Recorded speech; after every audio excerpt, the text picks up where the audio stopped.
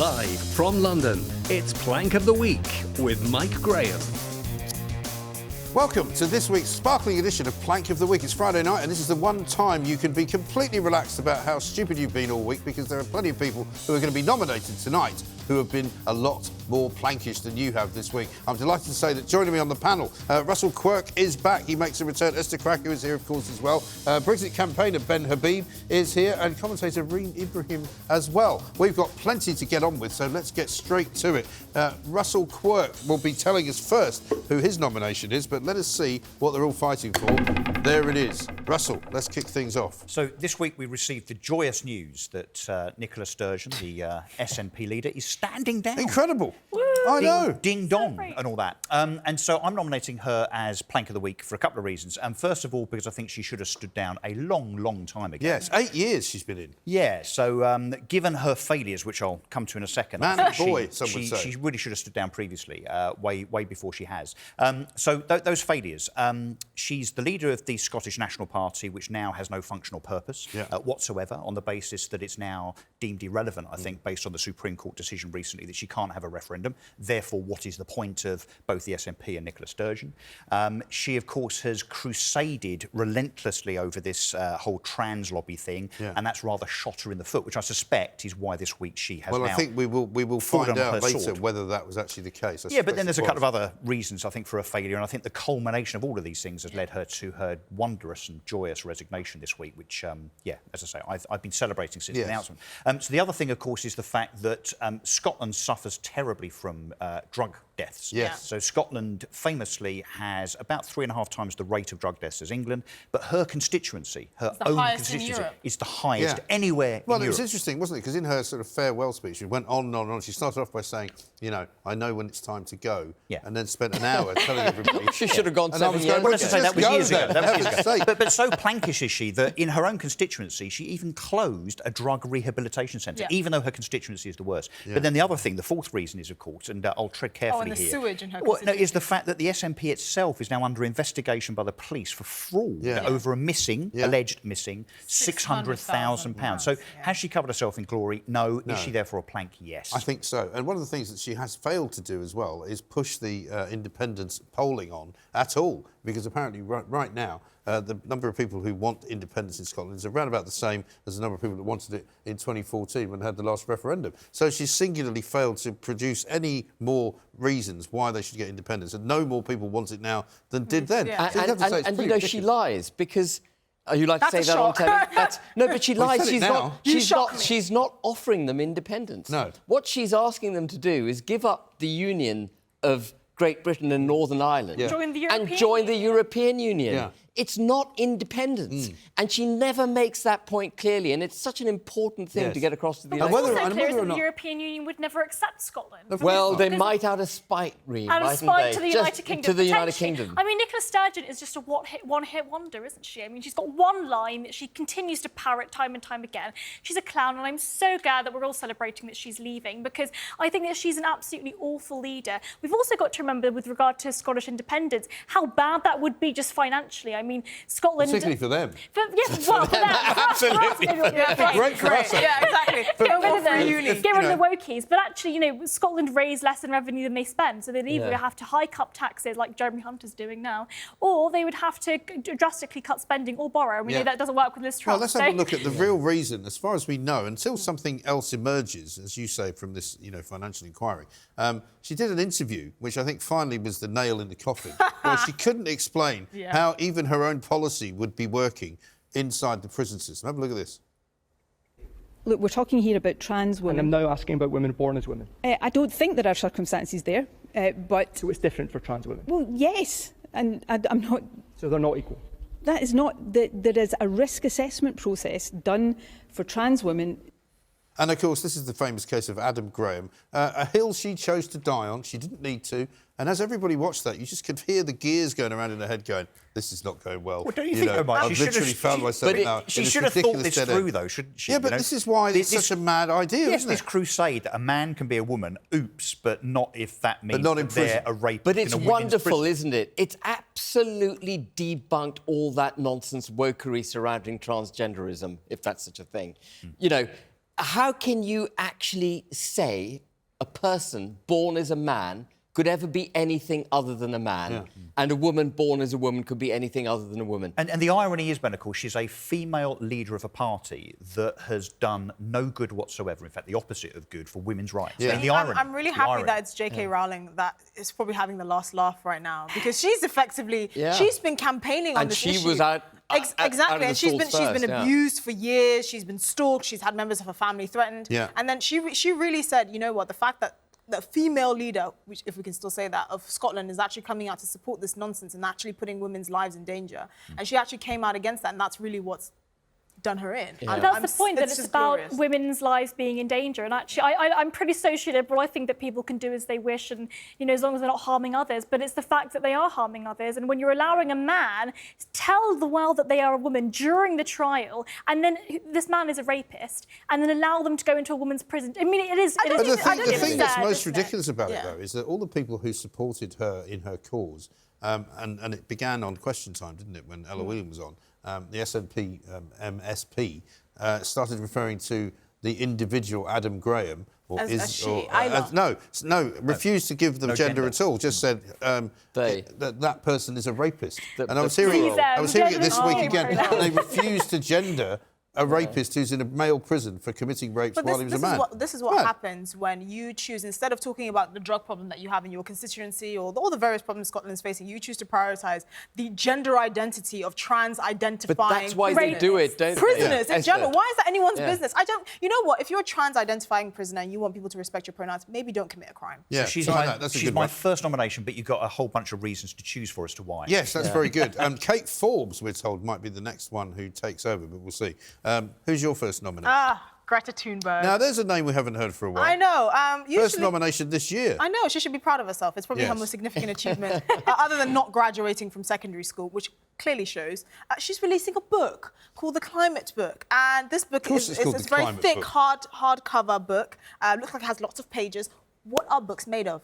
Ladies and gentlemen. Paper. Where does paper come from? Trees. Trees. Can you imagine how many thousands of trees had to be cut down for her to spread the word about climate change? Oh, yes, but of course the climate people will say, yeah, but that's the sustainable, we can regrow them. Yeah, but you can't regrow trees that quickly. It's not even just that. Years. What are the logistics of actually having it delivered? Are they going to be delivered by carrier pigeon? They're clearly going to be delivered by cars that are filled with fossil fuels, that take it from point A to point B. Anyway, I thought it was glorious. I'm so happy because it just shows the hypocrisy of this sort of climate activist cult. And I really have to stress the difference between being concerned about, you know, man-made activity and its impact on the climate, which is a legitimate concern, and what Greta Thunberg and her handlers, with the likes of Klaus Schwab, are doing, which is basically preying on this young woman and using her vulnerabilities to try and peddle these toxic messages that are actually not rooted in anything. Although, can we not get away from this idea that she's a young, vulnerable woman? She's actually early now... 20s. Well, now you can't criticise her. She's younger than me. I've got to say, she's only a few years younger than me. Yeah, I'm not even sure she's a few years younger than you. I mean, she's 19. She's certainly getting up there. She's 1 year younger than me then. She's getting up there. She would normally, speaking, be in university.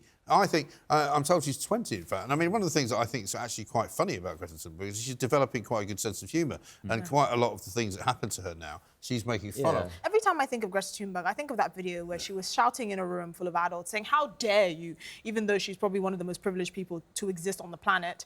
And now she seems a lot calmer because she's making all that climate change money. She's now about to release a book. She is a lot calmer. Well, don't worry. I mean? That's the anecdote. This government still believes in it because they've started up a Department of Net Zero. Net Zero, yes. And I mean, they wouldn't do that if it wasn't true, would they? Of course not. And they put it in with the Energy Department. Can you think of a more stupid place to put Net Zero? Well, listen, if they believe it, it must be right. That's all I can say. Ben, it's up to you. OK, well, my plank of the week is someone who I couldn't possibly have chosen 7 years ago. No. A chap called Michael Gove, who I think most people have heard of. 7 years ago, I used to think Michael Gove was a fantastic campaigner, a man with real conviction, fighting the good fight for Brexit, campaigning for Brexit at a time when it was incredibly unfashionable to wish the United Kingdom to be an independent sovereign state. Yes. And then he knifed Boris Johnson in that leadership election, you might remember. And, you know, that was slightly quizzical for me. But nevertheless, Theresa May... He's knifed quite a few people, hasn't he? He's knifed... I'm going to come back to that. So, and then we got Theresa May. So we got Theresa May because of Michael Gove. Park that for a second. Theresa May did her best to undermine Brexit. He was right beside her, saying that we couldn't afford to leave without a deal. Yeah. And anyone who goes into a negotiation saying I'm desperate to reach terms with you, and if I can't, I'm not going to do this act, basically has given up their negotiating leverage completely. Right. And so my respect for him, having started, right at the top, diminished over the years. And then last week, he tips up at this place called Ditchley Park, which I'd never heard of before, but I looked it up.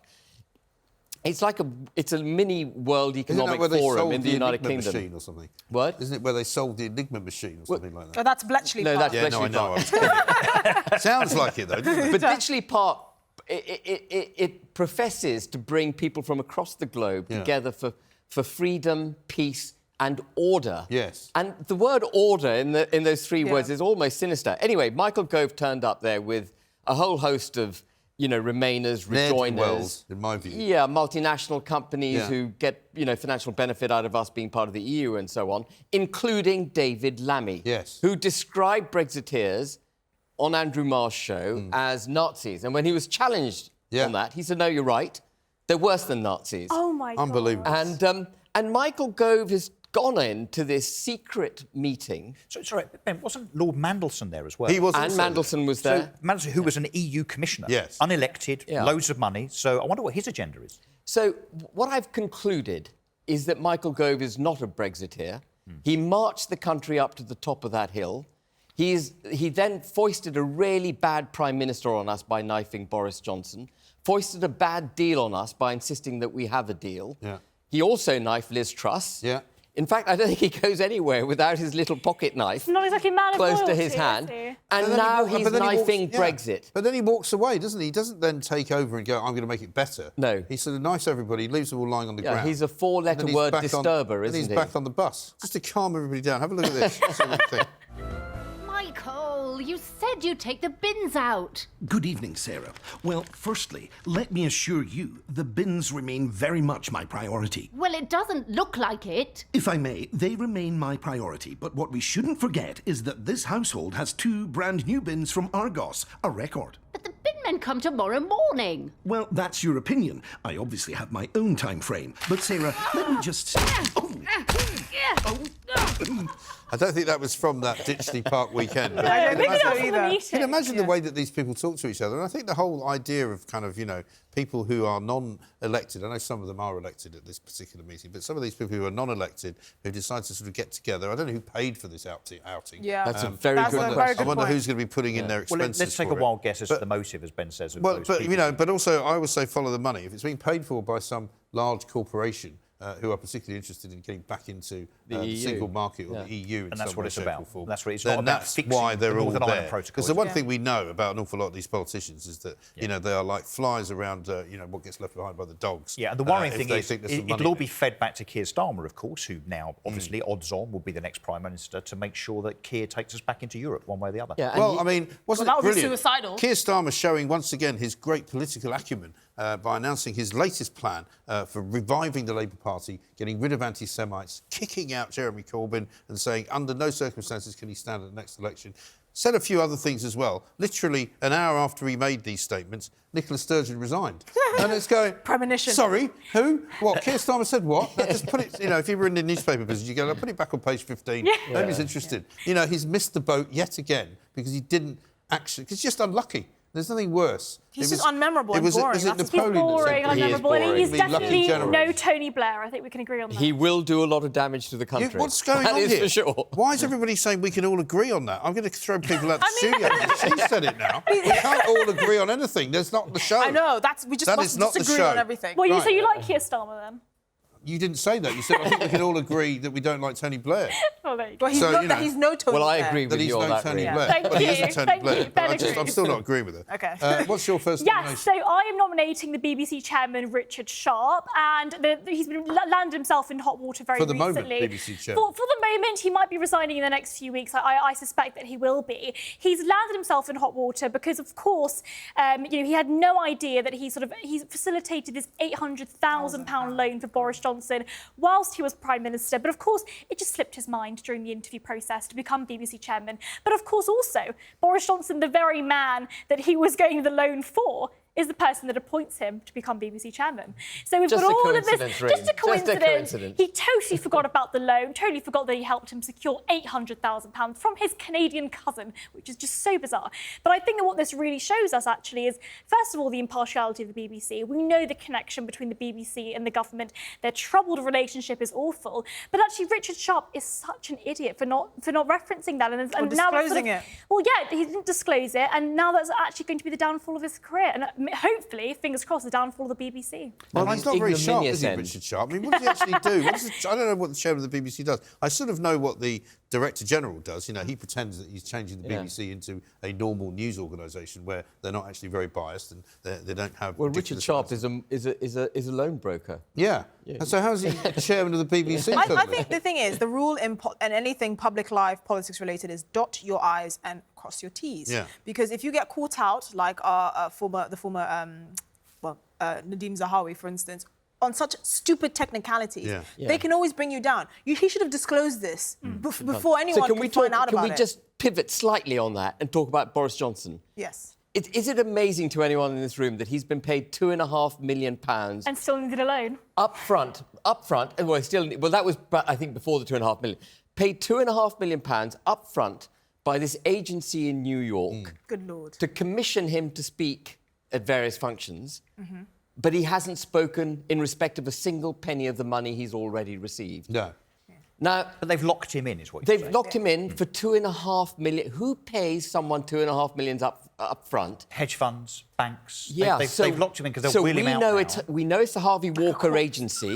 We know nothing about the people behind it. And do you not also think it's strange that Boris Johnson, who's not the strongest on ideological missions... Or consistency. Or consistency... Or conservatism altogether. ...is completely behind Ukraine, and there's a lot of arms going from the West to Ukraine, and he's getting large sums of money through agencies in New York. I'm not insinuating anything. I'm just saying someone needs to be asking these questions. If Richard Sharp was inadvertently appointed head of the BBC because he arranged a loan for Boris Johnson, you know, shouldn't we be asking about this £2.5 million? Yes, well, would you not think as well? I mean, I always go back to the conversation that you think somebody would have had at some point in this whole kind of, strange, rat trap that we're looking inside, where you go, well, the thing is, if you make me chairman of the BBC, won't somebody ask about that loan that I arranged for you for the £800,000? No, absolutely not a problem. Okay. We've done nothing wrong. He did actually tell the Cabinet Secretary, and the Cabinet Secretary was like, didn't disclose it to MPs at all. So I think that what we're seeing here is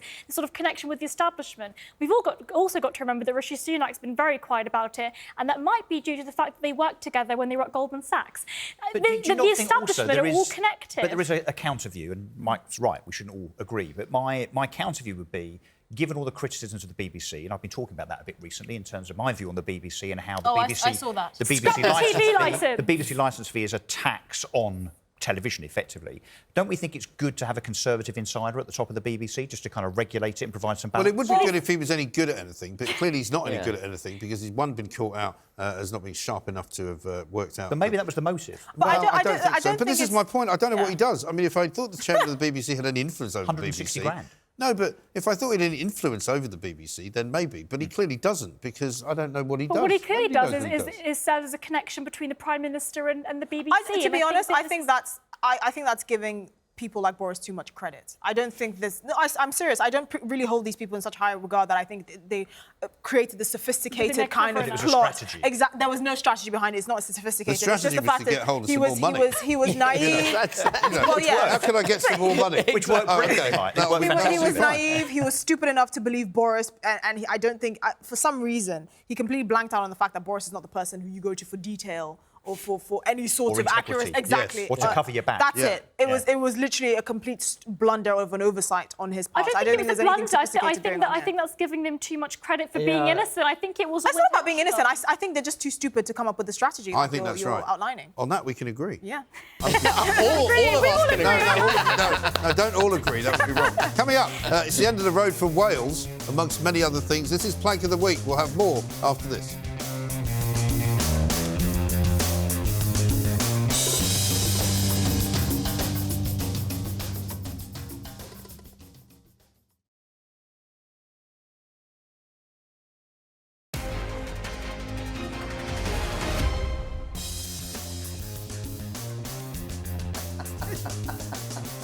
Welcome back to Plank of the Week. This is the one show where we point out the stupid stuff that's been going on, as if you haven't noticed, right? And it's my turn now, because we've heard from everybody else on the panel, and I'm going to give you, I'm afraid, Whitehall, not as a street, but just as a general area, because this week we've been discovering that over in government quarters, all of the civil service departments that work for us, the taxpayer, have basically been a bit sort of profligate with our money.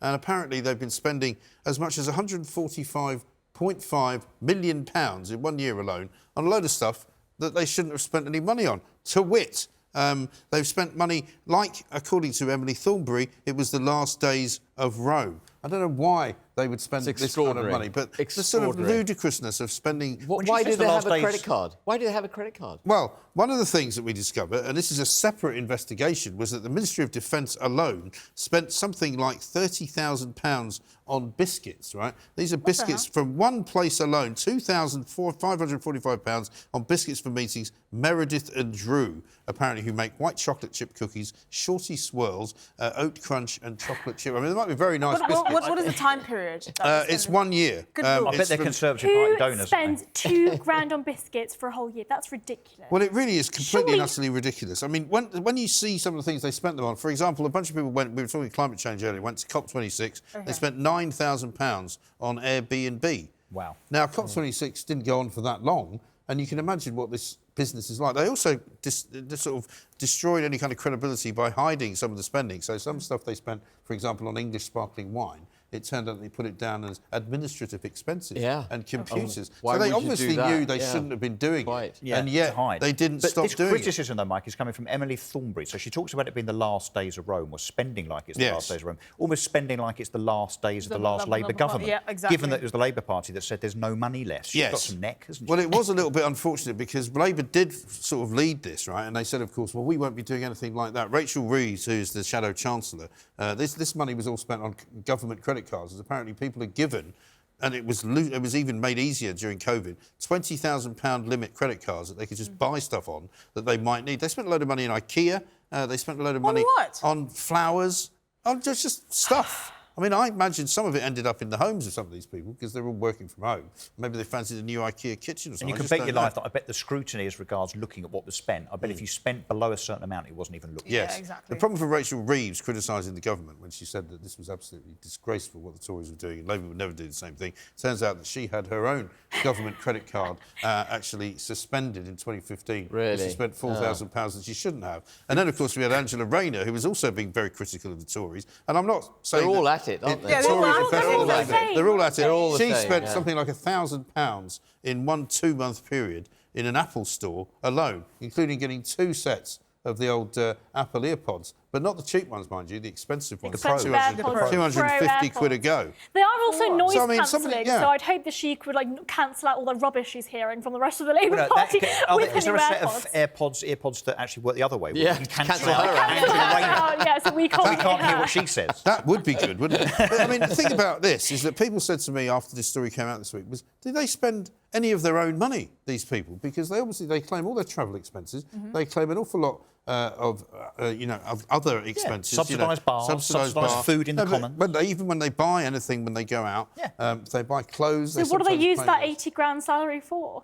Well, they don't have to touch the salary. I mean, I remember the good old days of newspapers when I used to live in America, and basically the guys who worked there on salary didn't have to spend any of it. They just banked the whole salary and they lived off their expenses. Because people, despite the fact that you can't apparently now claim for a second home, they still can claim for, hotels. In fact, Angela Rayner claimed for one night in a hotel, even though she's already claiming rent in London.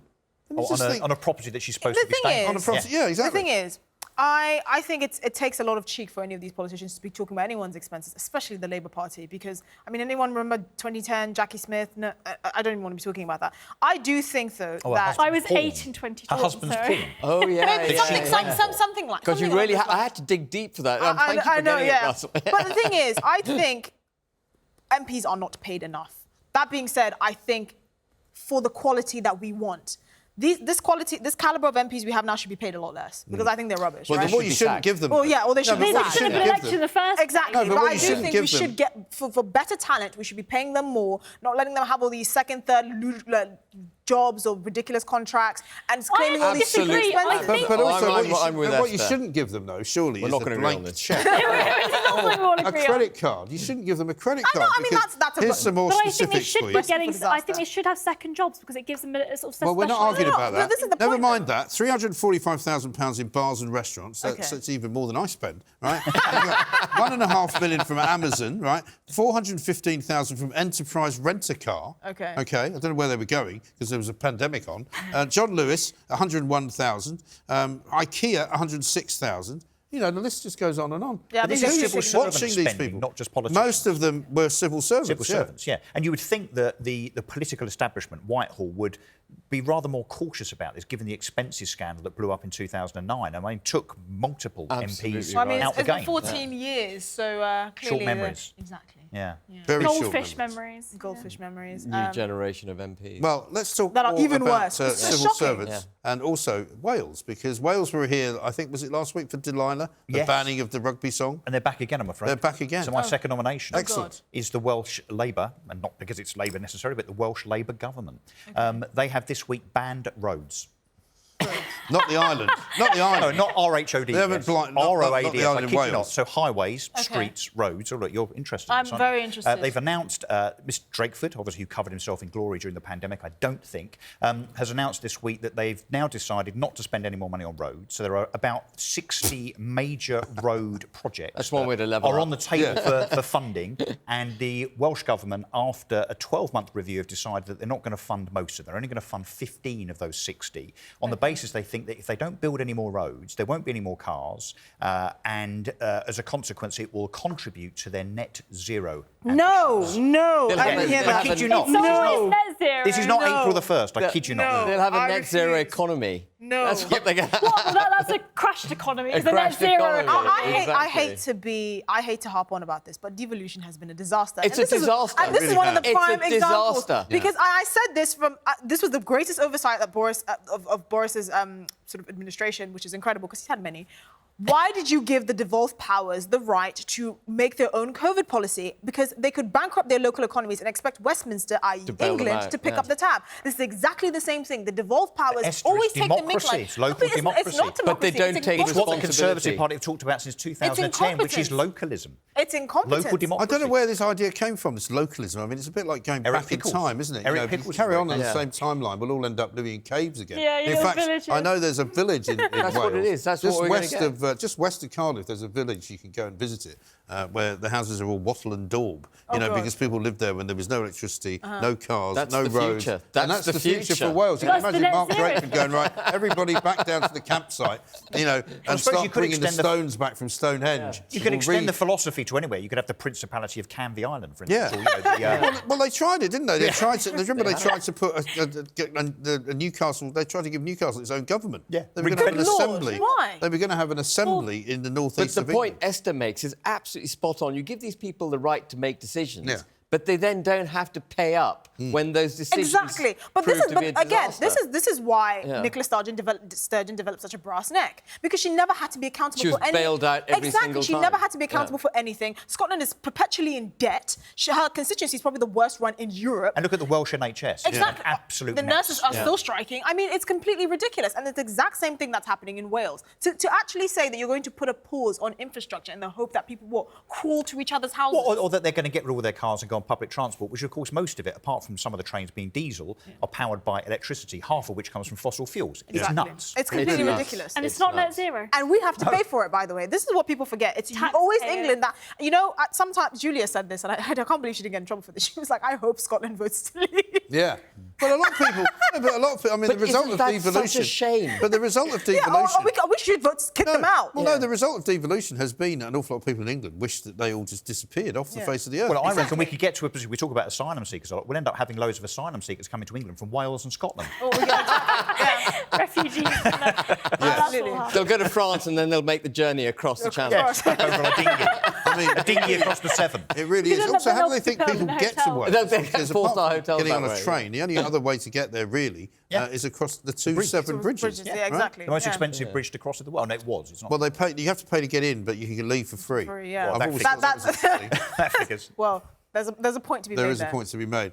It's time for your second one. Yes, my second one, Aunt Payne. Yes. Who was? Now I don't know who Aunt Payne is. You have to explain who that is. I don't think most people. So he's a presenter for Capital FM, and he was presenting the Drive show a few days ago. Yeah. And he made a joke saying about the Turkish earthquakes. I have to be very sensitive in how I say this, but he basically said now is the time to get cheap flights to Turkey, given their woes with the earthquake. Now, what on earth would convince anyone to think to make that's a good idea? Apart from the fact that it's also not funny. Look, I'm a free speech enthusiast. Is he still in a job? Unfortunately. Well, it's just one joke, but I just don't think it was very funny. There's so many things you could say about that. Well, I mean, listen, on the one hand, yes, he should still be in a job because we don't believe we don't do it. cancel Exactly. But it's just not very smart. I mean, institutions and corporations normally overact. Yeah. Exactly. And I think if he was going to make a better joke, he should probably have made a joke about sort of builders, building standards in Turkey and whether the houses are made of literally paper. Well, it's not, he just wouldn't make a joke about anything. Exactly. And, Has there been an outcry on social media? If there has been, I haven't seen it, but presumably no, there hasn't because he apologised. Too sweet. Can I just say, if Mike is saying don't make a joke about it, I think you probably shouldn't make a joke about it's really it. bad. Exactly.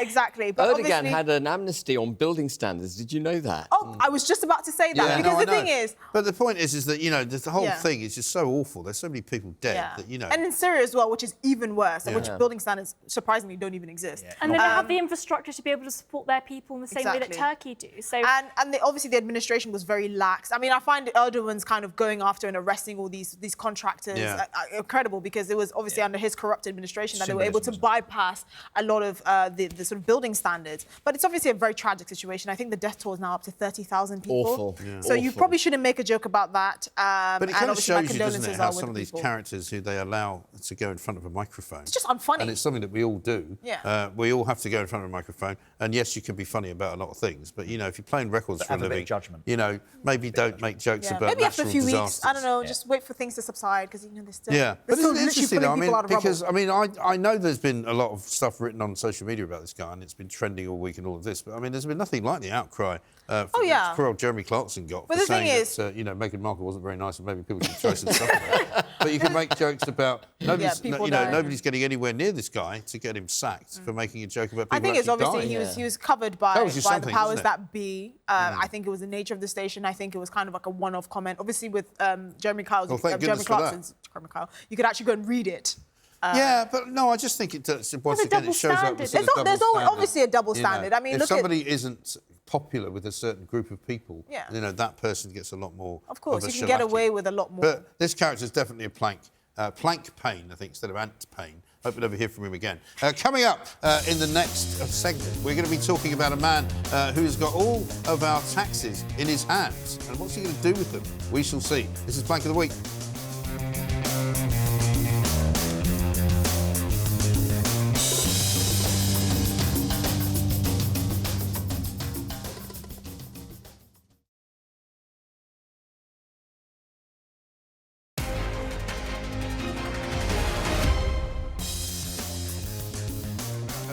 Said.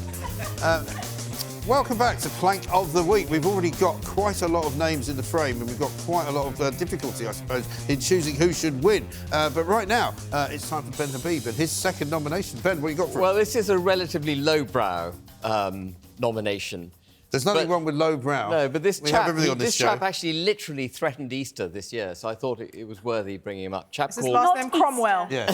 What's his name? His name is Joby Poole. Joby Poole. And he lives in Telford. And Joby had this great idea that he would steal a truck, break into a warehouse, hitch this stolen truck with fake plates onto a trailer that contained 200,000 Cadbury Creme Eggs. That's a lot of cream eggs. That's a lot of cream eggs. And anyway, he made his escape. And when he was arrested, he was... Sorry, in a tractor, slowly then?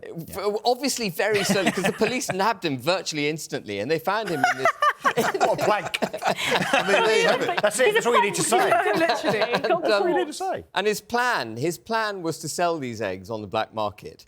and you can buy a Cadbury cream. The cream egg on the black market. I mean, I'm not sure how much a Cadbury cream egg is. Well, I checked it out. I checked it out. How much is it? 70p. 70. But on the black market, they sell for 30p. Oh, Okay. wow. So the total haul of his total haul was worth about 30,000 quid. Quite a lot of money. It is, but it's not as much as the truck he stole. I mean, he's not the brightest, is he, this guy? And you not say the brightest. this threatened Easter on the basis that there was then going to be a Cadbury's egg shortage. There would have been a shortage. Apart from on his market stall somewhere. So was someone trying to corner the Cadbury Cream Eggs market? Yeah. That's the question. You know what, Ben, if I didn't know That Beth, is I'd say quite that this was an orchestrated PR stunt by Cadbury's, because we're talking now, We're now 3 or 4 talking weeks about those before Easter. Cadbury cream eggs, but you Yes. know what? He's like the Grinch, but for Easter, and I'm very upset with him. We have to have our cream eggs. I know, exactly. Well, we've been Very rescued Are you a by cream the egg aficionado? local I Cadbury. love cream eggs. Well, here's They're something, a brilliant. blast from the past. You won't have seen this when it originally came out, but have a look at this. Doors now, but they won't be long. Just until Easter, then they'll be gone. Cadbury's Easter cream eggs. Ooh. You can get them wherever you buy candy bars, but just until Easter. Oh, it's very American. That is what can only be You can described get as it from the until Easter. archive But of just producer until Chuck Easter. Wright, Yeah, very old American. adverts from the 1970s. I mean, I'm not even sure. I remember that one. That jingle, was it played here? Was it played in the UK? It was played here, but American in the 1970s, adverts it's are pretty sure horrid. before They're you were born, horrid. and certainly before you were Oh, born. yeah. I'm Yeah, not sure they're- about you two, but I mean, certainly I don't remember that, though, at all. No, I don't remember that particular one. I do remember some of the rude jokes that are far too rude even for this show. Well, we can't have any of that.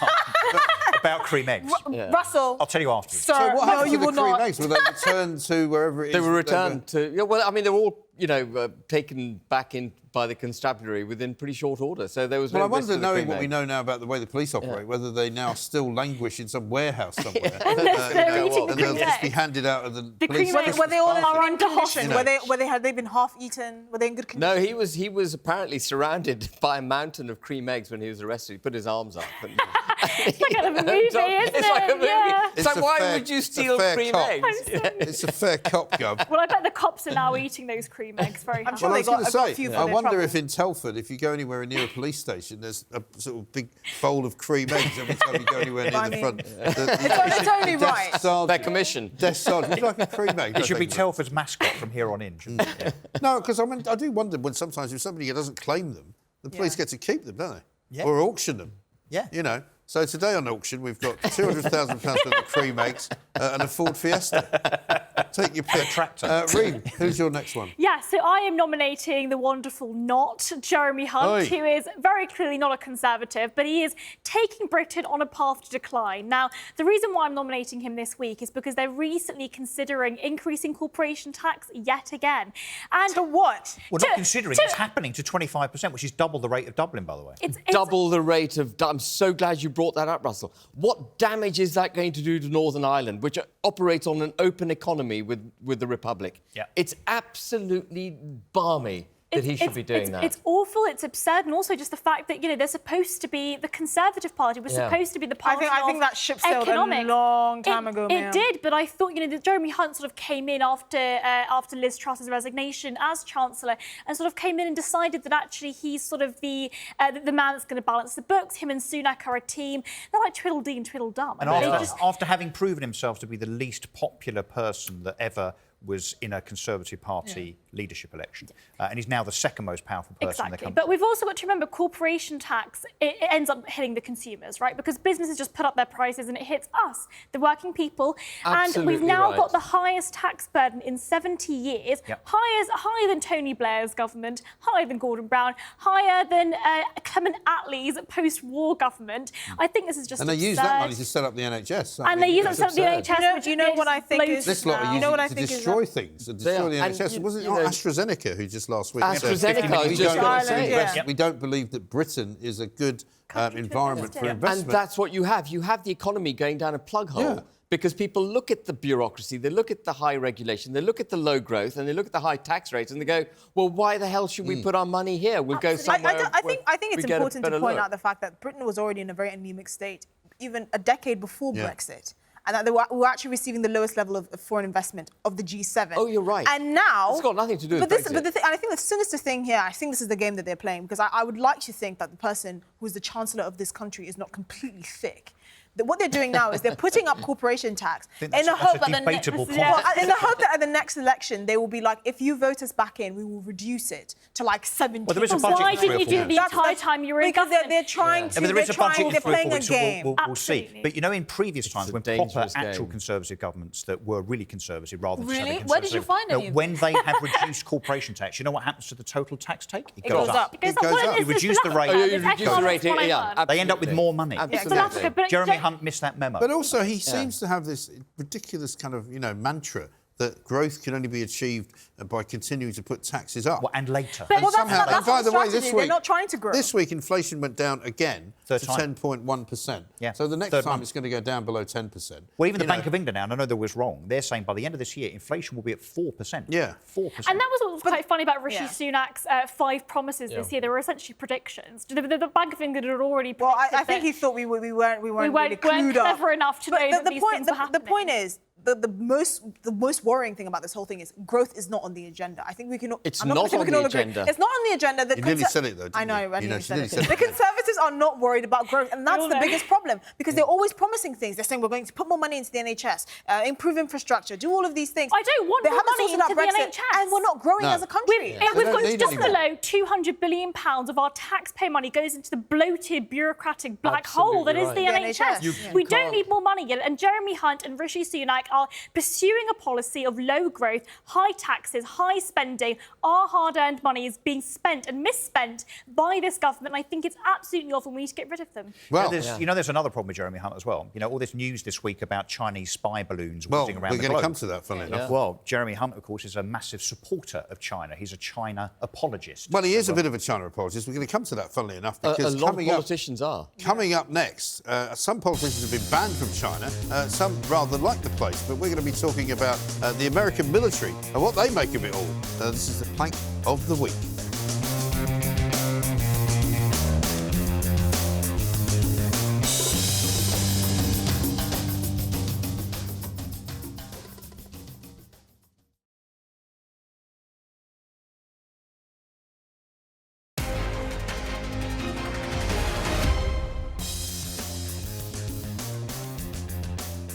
Welcome back to the last bit of Plank of the Week. This is the part where I nominate my last person or thing, and then I decide who exactly is going to actually win Plank of the Week. People seem to think that's funny. I don't know why Ben Habib's laughing. You know, he used to be in the Brexit Party, which is not exactly the most democratic Well, we're completely democratic. I think we've ever seen. We're used to it. You know, yeah. I mean, that was a dig. No, he didn't. The European Parliament just going, yes, listen, yes, we yes. all know. No, it was a valid criticism. No, Ben and I get along very well. We've known each other a long time. There's nothing between us apart from a bit of honesty. We can all agree that you and I get on well. Apart from all agreeing, that said it all. Now, listen, you mentioned China just before the break there. And you might remember, if you saw Plank of the Week last week, that we had our own sort of Chinese balloon invasion. Yes, and I had to puncture it, which was very funny.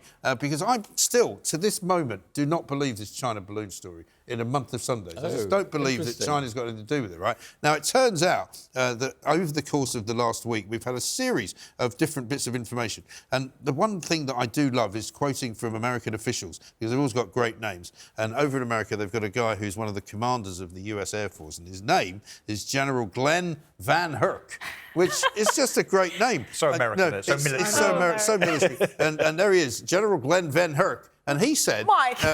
That basically... What? What's wrong with that? That accent. Van Herk.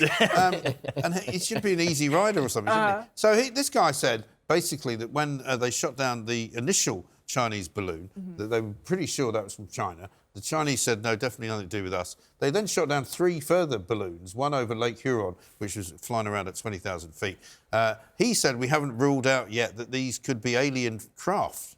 Did he actually say that? He actually said that. Oh, goodness. And he kind of tried to walk back from it a little bit later on in the week. Unsurprisingly, right? Yeah. But he's now come out, the US have now come out, having said that these were all Chinese-related, they've now come out and said, actually, none of them are Chinese-related at all.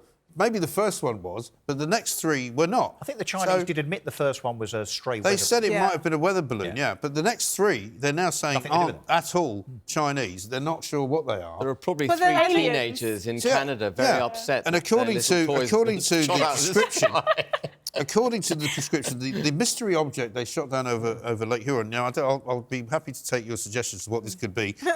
It carried no perceptible payload, but it did have some string attached to it, sort of falling down around the sides of it, right? But they don't know what on earth it was. It was shot down with an AIM-9X missile.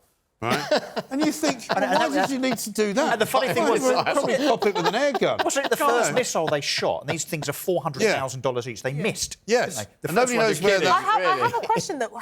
Why was that thing remaining buoyant at 20,000 odd feet in the air? And secondly, why are they just picking this up now? Well, I mean, surely that should be. This is what I said last week. That, That's their job. With all of the expertise the Americans have got, yes, radar technology, sonar technology, satellite, 24/7 coverage of everything that's going around the Earth, and they've only now just discovered that apparently there's hundreds of Chinese spying balloons, which are doing God knows what over They're not very good at their job, are they? over the American continent. But what none of it makes genuinely any sense. scary, isn't it? None of it makes any sense to me. So the only conclusion can be that it is obviously alien activity. That's it then. Right? Well, when you've excluded every other possibility, that's all that remains. Well, I mean, the White House press secretary unfortunately had to, I suppose, reassure the public that aliens are not, in fact, invading the Earth, which, again, is if they invaded Earth, they might not do it with balloons. I think they'd go back. I think they'd be like, they might do it with they'd see to be Sam honest- Smith and they'd head back. I think, to be honest, if the first sort of landfall they made was Joe Biden's America, they're definitely out of there. They go, no, but there must be a more intelligent planet. There's no intelligent life. If they landed at Dover, we'd put them in a 4-star hotel. Absolutely We'd right. give them free medical, cash in their pocket, and free dental. That's a reception. The aliens would never leave. Some new balloons as well, right? Yes. So, I mean, so that's my nomination is General Glenn Van Herk, who is, of course, as one of the many associates in the military in the United States of America. Now, I've got to pick the winner. It is that time, and so I'm going to produce the plank of the week. I have a feeling because I know who it is. There's been some. Well, you say you know who it is. Okay. We can all agree on who it Because is. you see, the thing is, even I haven't yet decided. But looking at, I mean, Michael Gove, not necessarily. I think Welsh Rose is a good one. I like that. Yeah. Banning and also the amount of ridiculous money spent. Also, the guy that stole the cream eggs. Come on, you've got to give me the cream egg. But it's got to be Nicola Sturgeon. I knew it. It has to be Nicola Sturgeon. I mean, a woman Scottish who clown. only 3 weeks ago said she had plenty left in the tank. Well, apparently the tank got shot because all the petrol's run out of it. Rhymes with and it's plank. tanked. Rhymes with plank. Yep. So not only tank of the week, but it's plank of the week. Goodbye to the Scottish clown. Nicola Sturgeon. Thank you very much indeed to Russell. Thank you to Esther. Thank you to Ben. Thank you to Reem. It's been quite a night. Coming up next, though, it's Friday night with Nadine Dorries. We'll be back next Friday with Plank of the Week. Be good, don't be stupid, and just don't be a plank.